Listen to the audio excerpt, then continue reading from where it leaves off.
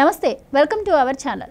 ఆంధ్ర రాష్ట్రం విడిపోయిన తర్వాత మొదటిసారి ఆంధ్రప్రదేశ్ ఎన్నికలపై అందరూ ఇంట్రెస్టింగ్గా వెయిట్ చేస్తూ ఉన్నారు. ముఖ్యంగా ఇటు టీడీపీ, బీజేపీ, జనసేన కూటమి అలాగే వైఎస్ఆర్సీపీ రెండు పోటాపోటీగా ఉండడంతో ఏ పార్టీ విన్ అయ్యే అవకాశం ఉంది అని అందరూ ఇంట్రెస్టింగ్గా వెయిట్ చేస్తున్న నేపథ్యంలో అక్కడ సర్వేలపై అందరూ ఆకర్షితులవుతున్నారు.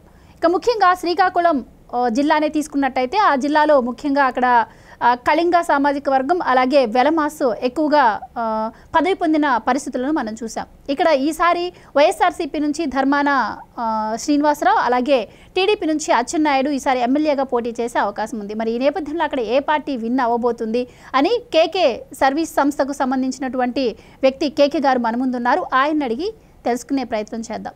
నమస్కారం అండి. నమస్తే.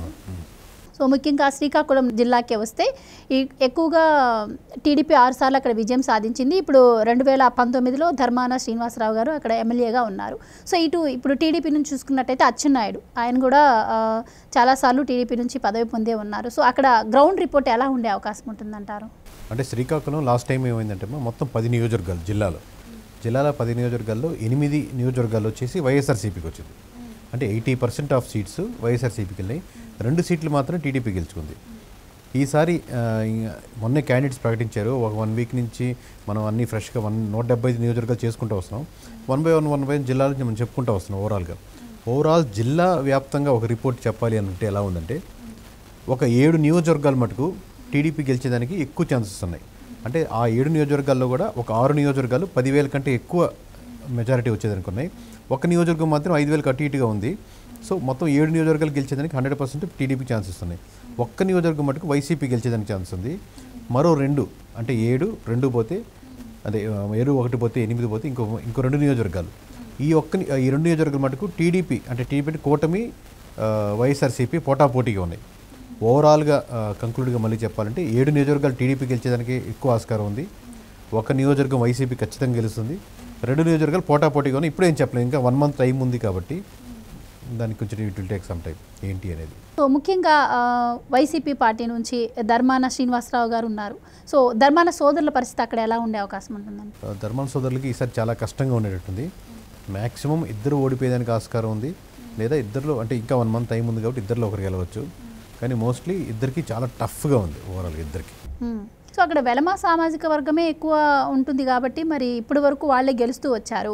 మరి వైసీపీ అయితే ఇప్పటికీ సర్వే చేపట్టింది. మరి సర్వేలో కొంచెం పాజిటివిటీ ఉన్న వాళ్ళకి సీట్లు ఇచ్చింది అని విన్నాం. మరి అక్కడ వాళ్ళకి సీట్ ఇవ్వడానికి మనం ఎలా చూడొచ్చు? ఎప్పటి నుంచో ఉన్నట్లు కదా, ఇప్పటి నుంచి కదా దాదాపు 20-30 సంవత్సరాల నుంచి ఉన్న లీడర్లు వాళ్ళు కాదని వేరే వాళ్ళకి ఇచ్చే పరిస్థితులు ఉండవు. ధర్మాన గారికి పక్కన పెట్టి మినిస్ట్రీ రావచ్చు రాకపోవచ్చు, కానీ వాళ్ళు సీనియర్ లీడర్స్. ఇప్పుడు మారుతున్న సమీకరణాల దృష్ట్యా లేకపోతే అపోజిషన్ గ్యాదర్ అయ్యి లేకపోతే ఇండివిజువల్ పాల్గొన్నట్టు అవకాశాల మీద శ్రీకాకుళం ఏంటంటే ఆ కరెంట్ లోకల్ సమస్యల మీద ఓట్ బ్యాంకింగ్ ఎక్కువ జరిగే నియోజకవర్గం. ఇప్పుడు మీకు కడప లేకపోతే విజయవాడ ఇటు సైడ్కి వెళ్తే మనకు వైజాగ్ కానీ అక్కడ చుట్టుపక్కలటువంటి డెవలప్మెంట్లు వాటి మీద అంతా ప్రభావం చూపిస్తుంది. శ్రీకాకుళం ఏంటంటే ఒక కార్నర్లో ఉండడం వల్ల ఎక్కువ రాష్ట్రంలో ఏం జరిగిందో సంబంధం లేదు. అక్కడ లోకల్గా మీకు వాళ్ళకి జాబ్స్ వస్తున్నాయా లేదా, లేదా రోడ్డు ఉన్నాయా, వాటర్ ప్రాబ్లం, ఈ కరెంట్ ఇష్యూస్ మీదే జరుగుతూ ఉంటాయి. వాళ్ళకి వచ్చినటువంటి లోకల్ ఇష్యూస్ మీద ఎక్కువ ఓట్ బ్యాంక్ జరుగుతుంటుంది. సో దాని ఎఫెక్ట్ ఎక్కువ జరుగుండొచ్చు. అంటే ఇప్పటికి మీరు అన్నట్టు ఆయన ఇప్పటికే చాలాసార్లు గెలిచారు అక్కడ. మరి అక్కడ మీరు సర్వే చేసి ఉంటారు. మరి ఆ సర్వేలో అసలు అంటే వ్యతిరేకత అక్కడ మంత్రి మీద ఎమ్మెల్యేల మీద ఉందంటారా, లేదు అంటే మొత్తం ప్రభుత్వం మీద అంటే సీఎం మీదే ఉందంటారా? అంటే పార్టీ మీద ఉన్న వ్యతిరేకతని ఒక ఇండివిజువల్ క్యాండిడేట్ దాన్ని కట్ చేసి లేపలేరు. అంటే కొండను మోసినంత ఉంటుంది అనమాట. అలాగే పార్టీ ఫేవర్గా ఉందనుకోండి, గాలి వాటర్లు అంటే సంబంధం లేకుండా ముక్కు మొహం తెలియని కూడా ఎమ్మెల్యే అయిపోతారు. సో ఆబ్వియస్గా ఒక వ్యక్తులు ఎక్కువ మంది ఓడిపోతున్నారంటే పార్టీది ఎక్కువ బాధ్యత తీసుకోవాలి ఎప్పుడు ఎనీ కేసు. ఎందుకంటే పార్టీ ఒకళ్ళు నిజంగా వాళ్ళు తప్పు చేస్తుంటే వాళ్ళదే కదా, అంటే ఆ తప్పును నడిపించిన సంబంధం తీసుకున్నట్టు బాధ్యత కూడా పార్టీదే వస్తుంది. అలాంటి ఎక్కడైనా స్టార్టింగ్లో ఇనిషియల్గా ఆపేస్తున్నప్పుడు మీరు ఒక రోజు లేట్గా వచ్చారు, 2 రోజులు వచ్చారు, సంవత్సరం పొడుగు లేట్ వచ్చారంటే మీది కాదు తప్పు, ఆర్గనైజేషన్ది ఫస్ట్లో ఆపాలి. సో 2 నెలలు ఆపాలి. సో ఆర్గనైజేషన్లో తప్పు ఎలా ఉంటుందో పార్టీదే ఎక్కువ బాధ్యత. ఏ ఎమ్మెల్యే ఓడిపోయినా కానీ ఎక్కడేం జరిగినా కానీ ఎమ్మెల్యే మనం అడిగేదానికి లేదు, పార్టీదే మిస్టేక్. ఎందుకంటే ఇనిషియల్గా మీరు కరెక్ట్ చేయాలి కాబట్టి. ముఖ్యంగా గౌతు శిరీష విషయానికి వస్తే ఆవిడకి ఎలాంటి స్కోప్ ఉండే అవకాశం? అంటే గౌతు లచ్చన్ గారి ఫ్యామిలీ నుంచి వచ్చారు. వాళ్ళు బీసీ ఒకప్పుడు ఉద్యమాల్లో ఆయన గట్టిగా పాల్గొన్నారు.